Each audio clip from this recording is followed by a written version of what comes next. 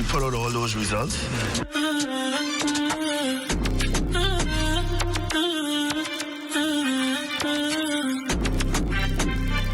It's gonna be fun, you're gonna get in shape, and 1 foot in the door is better than It's almost in 2 months, so let's go. I'm an official trainer at the Nesfit Boot Camp. I'm an upcoming trainer at the Nesfit Boot Camp. You don't wanna miss this. See you there. I'm Coach Allstate. I'm one of the official trainers in the upcoming boot camp. You can reach us at 806-4238 or 458-5775. WhatsApp or call.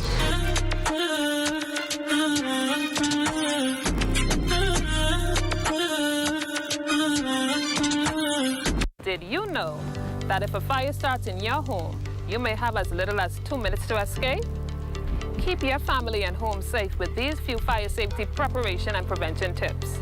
Ensure that your home has working smoke detectors. They will alert you if there is smoke and fire in your home.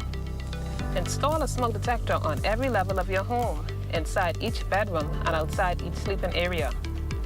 Test smoke detectors every month and change the batteries every 6 months.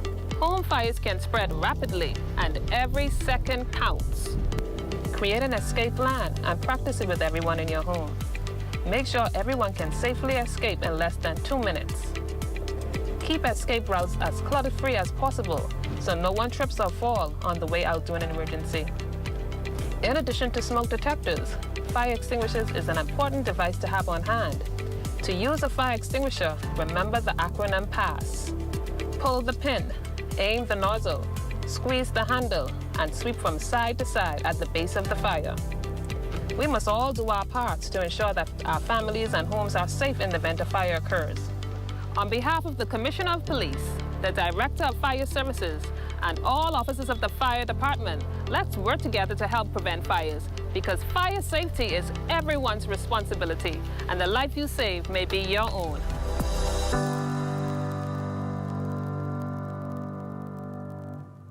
Let's swim Bahamas, bring water hazards to an end. Let's swim Bahamas. Water safety rule number 7, boating safety. Always wear a life jacket, especially if you are a weak or non-swimmer. Let's swim Bahamas, bring water hazards to an end. Water hazards to an end. Your number one team in the north. Only the sun covers the Bahamas better.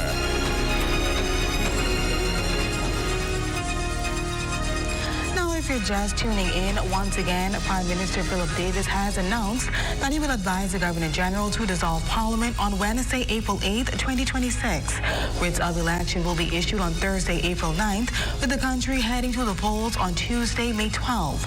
And that concludes the Bahamas Tonight, the Northern Edition. I'm Jolanda Thompson-Everest. I'm Matthew Martin-Burr. Thank you so much for tuning in. A live look at the Bahamas Tonight is coming your way next. Coming up in the Bahamas Tonight at 11, the proverbial bell has been rung. A look at how voter registration is shaping up abroad, and to mask or not to mask. That's the question now that outpatients have been given the option as part of a new relaxed policy. The Bahamas Tonight at 11 starts now.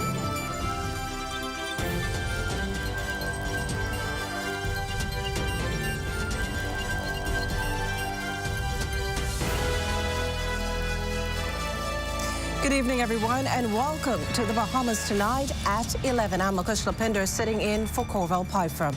Topping news at this hour, a date for the general election has been announced, putting the country's democratic process to the test. Our Corval Pyfram has all the details. Prime Minister, the Honorable Philip Davis, has announced that the next general election will take place on Tuesday, May 12th. This is the statement that was released, as I said, at around 6:30 this evening from the office of the Prime Minister. I will read to you what it said in part. Today, I wish to advise the Bahamian people of the key dates in the next phase of our democratic process, our general election. It goes on to say, pursuant to Article 66(2) of the Constitution of the Commonwealth Commonwealth of the Bahamas, I will advise the Governor General to dissolve Parliament on Wednesday, the 8th of April, 2026. Pursuant to Article 67(1) of the Constitution, the writs of election will be issued on Thursday, the 9th of April, 2026, and the general election will be held on Tuesday, the 12th of May. The Prime Minister also said in that statement that he wished to remind the public that if you currently hold a valid purple voter's card, your registration remains valid and there's no need to register again. The law, he says, provides that if you are on the current register of voters, you are entitled to vote. If you are registering for the first time, if you've moved and need to transfer, or if you need to verify your information, he encourages you to do so without delay. Under the Parliamentary Elections Act, the register of voters for the general election closes at the end of the day on Wednesday, April 8th. Well, thanks, Corval. In other news tonight, the Parliamentary Registration Department has temporarily suspended voter verification services ahead of the upcoming general election. Parliamentary Commissioner Harrison Thompson says the move is aimed at streamlining operations and ensuring more eligible Bahamians are properly registered in time to vote. The focus will now shift to new voter registrations and transfers, allowing individuals to be correctly assigned to their constituencies. The public is also being reminded that a voter's card is not required to cast a ballot. Once registered, voters can present a valid government-issued ID on election day. Now, replacement voter cards will still be available after the close of registration. Authorities are encouraging all eligible voters to confirm their status and complete registration as soon as possible. That elimination is no joke. In this next report, our Cleopatra Murphy speaks to residents now weighing the impact. Consumers can now approach the cash register with much less hesitation now that value-added tax has been removed from unprepared foods. The cost of ringing up your cereal, meat, fruit, and vegetables will be less. And for customers like Sharmia Curtis, welcoming the VAT elimination, their dollars can now go further. I do feel as if this allows persons to buy more than having to come to the store with a budget. Price control inspectors were out in numbers at SuperValue, top of the hill, Mackey Street, ensuring those changes took effect. Anything helps, you know, especially on unprepared food. That's kind of like what you need. You need your proteins, you need your carbohydrates to get throughout the day. So I think it's a great initiative. I'm looking forward to getting the meat, you know, and particularly the meat. So that's what I'm excited about. I'm appreciative of that being reduced, and I hope that it does make a difference in the long run. So as long as they keep their word, this is a good thing. As long as this isn't a bait, because election is coming up, this is a good thing. While welcoming the VAT elimination as a shopper himself, businessman Chef Emmanuel Gibson welcomes what it could mean for his customers. Just an opportunity now for us to see how best we can, use that savings to maybe pass on to the customer, or maybe add more items, nice items to the menu, because we ain't got to worry about the additional VAT on it, and be able to come up with more creative ways to produce our craft. That's real good for us who are all in business, in the food business, and other different business like what I in. Changing the prices on the groceries took time, but SuperValue's Mackey Street Assistant Store Manager Maxine Allain believes staff made it happen, while Head of Department for Consumer Affairs Rex Adderley confirmed inspectors found just one issue with cooking oil that was adjusted immediately. The transition was quite smooth. We had all employees, all hands on deck. Everyone was helping out here and there to get it up and ready for the day. We anticipate a lot of complaints are going to come in, and we're going to have to deal with those complaints as they come in. For the Bahamas Tonight, I'm Cleopatra Murphy. The first of the month also ushering in, or rather out, mask wearing for outpatients at healthcare facilities across the country. LaDon Davis checks in with public health officials and a few patients on the policy shift. For several years, mask wearing was a routine part of visiting a doctor's office and clinics. Now, with conditions improved, making masks optional across the 541 private registered medical facilities and 60 public clinics reflects a broader global trend. Many countries have relaxed strict mandates and shifted toward personal responsibility. Acting Director of Public Health, Dr. Philip Swan says, with this trend unfolding, a decision was made locally. We would have made a recommendation about, I think it was a year ago, to lift the mandate. There were some other things happening that it was decided that it was not going to happen at that time. And we finally were able to have the conversations with the Office of the Attorney General to have the legislation drafted. There are about 9 local clinics here in New Providence. In the small facilities, patients and employees use about 1,000 masks per month. In the 4 larger clinics, about 2,000. Prisoners and the medical team utilize 1,000 as well. And Dr. Swan says add all together, and that's a whopping 16,000 masks per month. He explains what making masks optional would mean for the public health system. I think the first impact it will have is reduction in costs, because it's been a real challenge trying to keep up with having these masks available. Wearing a mask has saved the lives of thousands of Bahamians during the COVID-19 pandemic, and while the restriction to wear one has been lifted today, there are many who say they may come into a medical facility with one thing and leave with another. Just to be safe, so just to be safe. You know, a lot of different diseases going around still. So it's a pretty good idea, but you know, a lot of the COVID's still around, and then you have a lot of cough and flu. So it's optional. You can use your own discretion. If you want to wear it or don't wear it, it's up to you. If you are coming to our clinics and we notice that you have a cough, you're sneezing a lot, you're runny nose, you have symptoms of a respiratory illness, infectious disease illness, we would ask you to wear a mask because we don't want you to spread anything in the clinic to persons who are not wearing masks, as well as to our healthcare providers. The optional decision on mask wearing applies to health facilities nationwide. For the Bahamas Tonight, I'm LaDawn Davis. Now, in other news, the Parliamentary Registration Department has temporarily suspended voter verification services ahead of the upcoming general election. Parliamentary Commissioner Harrison Thompson says the move is aimed at streamlining operations and ensuring more eligible Bahamians are properly registered in time to vote. The focus will now shift to new voter registrations and transfers, allowing individuals to be correctly assigned to their constituencies.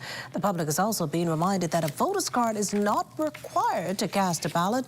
Once registered voters can present a valid government-issued ID on Election Day. Replacement voter cards will still be available after the close of registration. Authorities are encouraging all eligible voters to confirm their status and complete registration as soon as possible.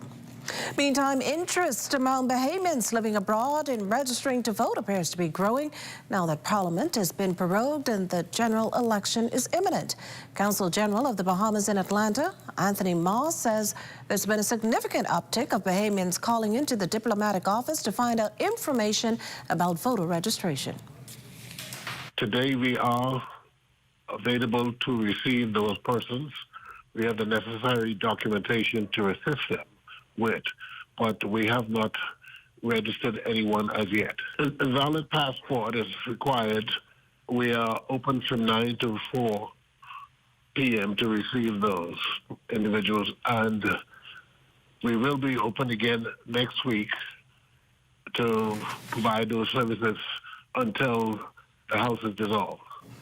Bahamas Consul General in Miami, Florida, Tyson McKenzie, says measures are in place to receive voters. All Bahamian students, they are coming in. It's a very smooth process. Persons have been calling, persons have been communicating, and we've been giving them the information and directing them to the Parliamentary Registration Department website so they can get the correct information. But yeah, there's been a steady flow of civic engagement.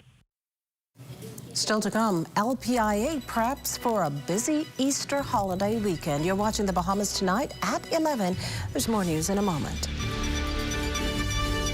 There are some things that are undeniably Bahamian. A good count salad, junkanoo, the way we worship, the way we take care of one another, all undeniably Bahamian. And right in the midst of our iconic things, places, and people is Commonwealth Bank. Increasing access, sponsoring dreams, working alongside Bahamians to increase the quality of their lives for more than 60 years. Commonwealth Bank, nothing more than being Bahamian. Commonwealth Bank, leader in personal banking services. Grandma, Bahama, the pageant capital, will play host to the hottest youth event of the year. It's the 2026 Exquisite Catamaran Center's Miss Teen Universe Bahamas preliminaries. Under the patronage of Minister for Grand Bahama and MP for Pine Ridge, the Honorable Ginger Moxie, the most beautiful girls from around the family of islands will compete for the big opportunity to wear the coveted crown. Come and witness the stage heat up in national costume, swimsuit, evening gown, and talent, and a special appearance by Exquisite and Citrus Bahamas pageantry system. It all goes down at the Regency Theater, Friday, April 10th, 7:30 p.m. Admission at the door, $40, and $20 for school students 17 and under. Don't miss the event of the year.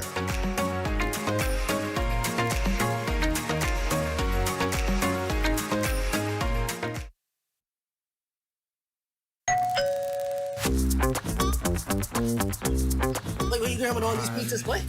Wait, Marcos, wait. We have a special on all the large 1,000 pizzas, wait. Pineapple. All. Barbecue. All. Hey, VAT included, but. I need the $10 special plate. How many would you like? 20 in it. Thank you so much, man. $10, that's it? The Marcos got that deal, boy.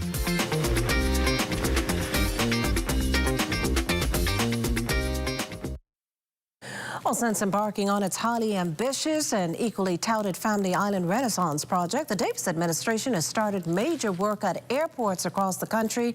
And according to Deputy Prime Minister and Minister of Aviation, the Honorable Chester Cooper, the progress has been impressive. He recently updated the media on the massive work being done at the Exuma International Airport, which includes new runway, airstrip, and terminals, as well as the progress being made in constructing the new North Eleuthera Airport. Expanded the original footprint to now be able to accommodate 400 passengers in the departure lounge. And we hope that the construction will finish soon, otherwise we might need to revise it again given the growth that we're seeing in Exuma. We've done a lot of the preliminary works in terms of bringing the existing terminals up to speed. Work has started already on the air side.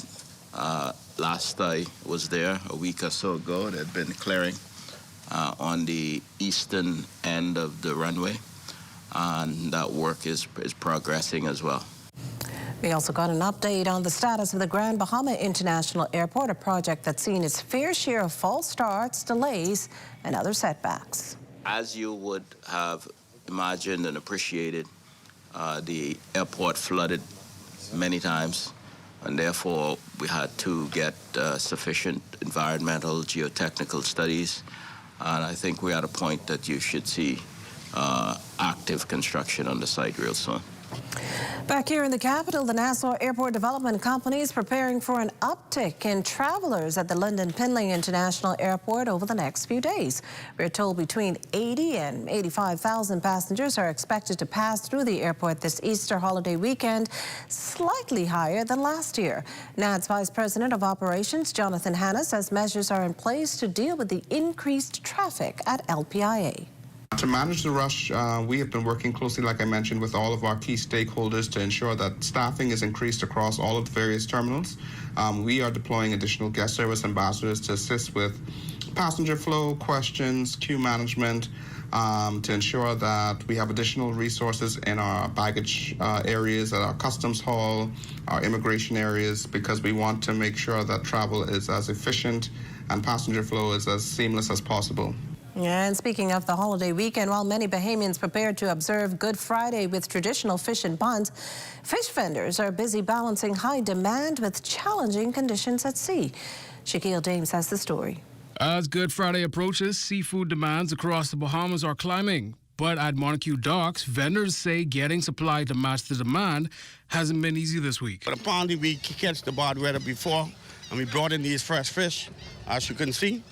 But apparently we couldn't catch much goggle eyes as we supposed to be because the weather was too bad. But the boat them went out this morning, so we hopefully that tomorrow we'll be able to supply the demand for the goggle eyes for the Bahamian people. Basically, you know, you can actually, each bag of snapper weigh about 50 to 60, 70 pounds, according to the sizes. So when you really look at snapper, you might sell like 1,000 pounds of snapper, you know, big time more or less, according to how the market is running. But this is Easter time, so I guess we anticipate that sales be up. Snapper alongside grouper remains one of the most sought-after choices during the Easter season, with Brown noting sales typically spike as families prepare for their traditional meals.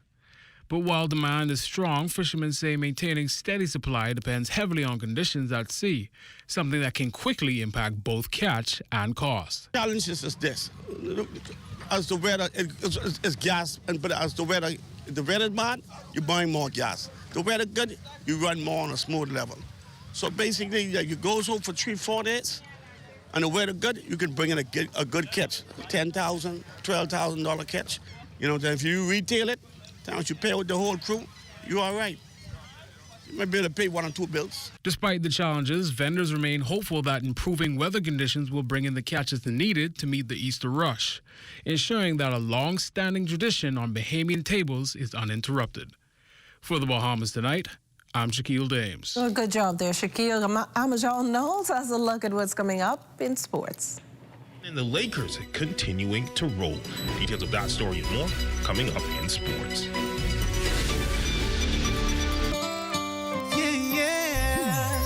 Let's make this moment last forever. Let's start a family together. With a house, a car, and kids. Oh, I love the way we live. I got it covered. BAF has got me covered. So live your life. BAF for life. So live your life. BAF for life. So live your life. BAF for life. BAF has got you covered. I know it.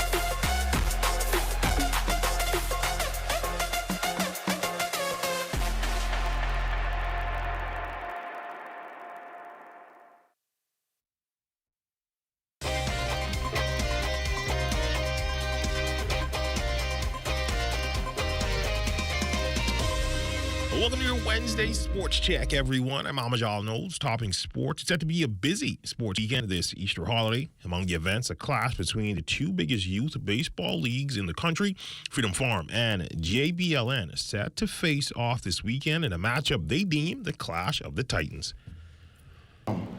This is an opportunity for people to see the number 1 and number 2 seeds teams in each division, from T-ball to coach pitch to straight up to 20U, play against one another.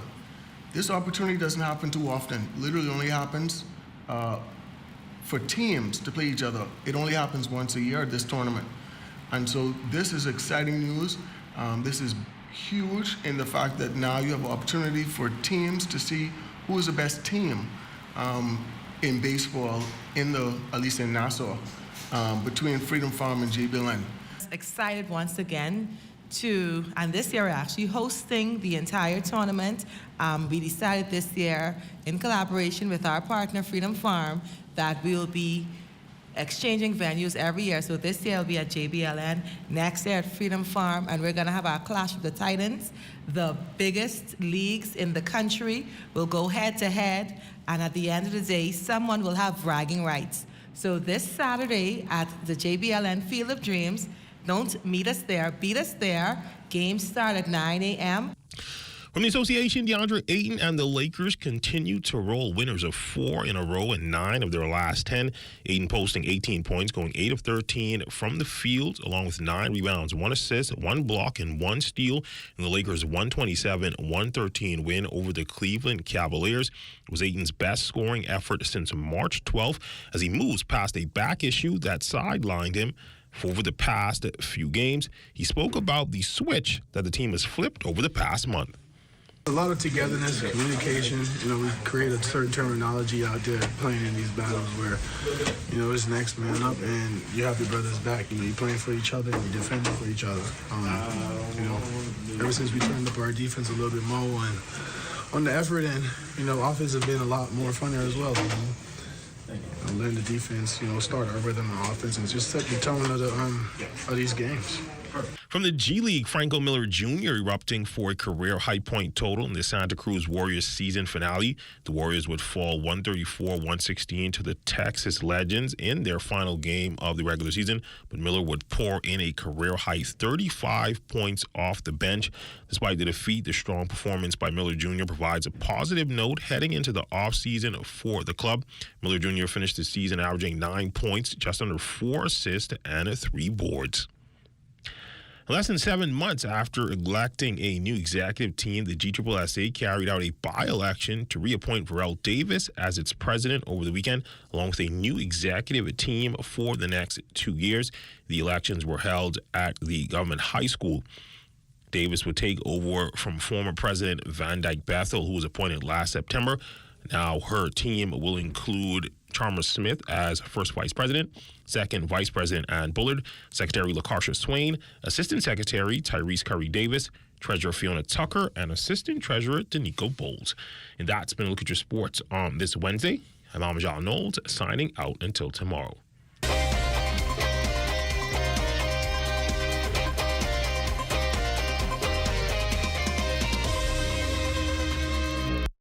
Behind every strong economy is a bold entrepreneur, and we're here to support them, island by island. On Long Island, we've helped 77 entrepreneurs turn their dreams into thriving businesses. Through over $1.9 million in approved funding, the SBDC is strengthening Long Island's economy by investing in its leading sectors: fishing, transportation, and agriculture. No matter the island, every business we support strengthens the economy, starting with yours. SBDC, Bahamas.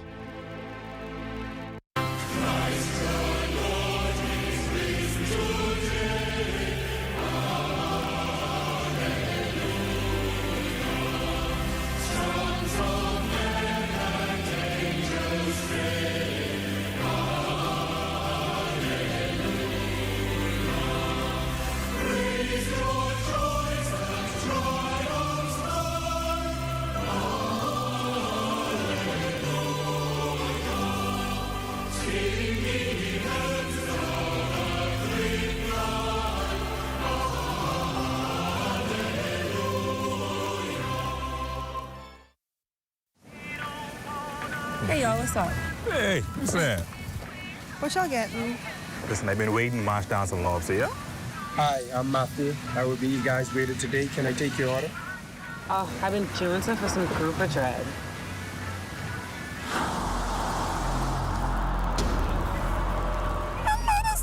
Y'all see this?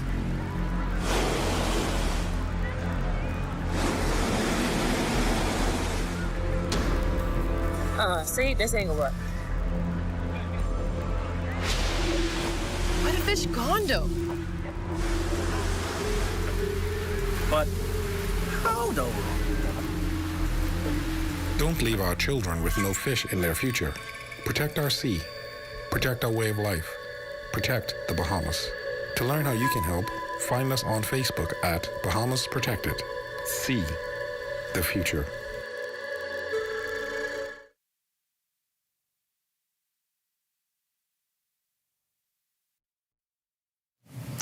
Well, it's time now for a weather check, and for that we turn to our Diane Dorset. Good evening, Di. What better way to end the day than with weather? So let's jump into what's shaping our weather over the next few days. Our satellite picture shows a few showers over parts of the central and southeast Bahamas. That's coming in from a surge of moisture moving in from the Atlantic, while a surface high-pressure ridge across the area will continue to maintain breezy conditions through Sunday. And by late Monday, a cold front is expected to move into the northwest Bahamas, increasing the chance of showers until next Tuesday, followed by very windy conditions once again. Now let's take a quick check on temperatures around the Family Islands. In the northern Bahamas, it's 79 degrees in Freeport City and Green Turtle Key, 77 in Marsh, Harbor Abaco, 76 in Alistown, Bimini, and Bullocks Harbor. Moving down in the Fresh Creek Central Andros is 78 degrees. Camp Space South Andros and Black Point Exuma 79. Hopper Island 76 degrees. Roxon, Eleuthera, Arthurstown, Kent Island, Rum Key, San Salvador, all at 77 degrees. Georgetown, Exuma 78. And for our southernmost islands, 80s across the board in Clarence Sound, Crooked Island, Ragged Island, Betsy Bay, Auckland, Matthew Naga, and our neighbors in the south, the Turks and Caicos Islands. Now tonight, you can expect cloudy and breezy conditions and a couple of showers later on with a low of 71. And as for tomorrow, windy with clouds, followed by a brightening sky and a temperature of 79 degrees. Now, in your extended forecast, over the next 7 days, you can expect breezy conditions with sunny days and cool nights through Saturday before an elevated chance of showers returns on Sunday into the early part of next week. That's your late night look at weather, and as always, rest easy, stay cozy, and thanks for staying up with us. Well, thanks, Diane, and that does it for the Bahamas Tonight at 11. Thank you for continuing to make ZNS your first choice for news and information. Only the sun covers the Bahamas better than ZNS. Thank you for watching, and good night.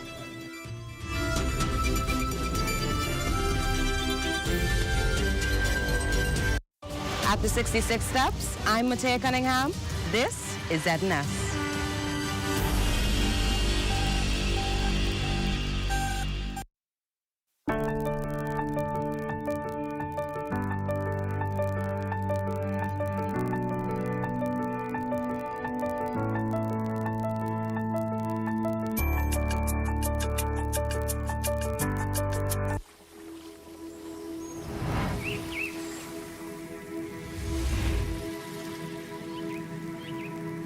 You know, rocks like these are known for their hardness, for being strong, but even rocks are no match for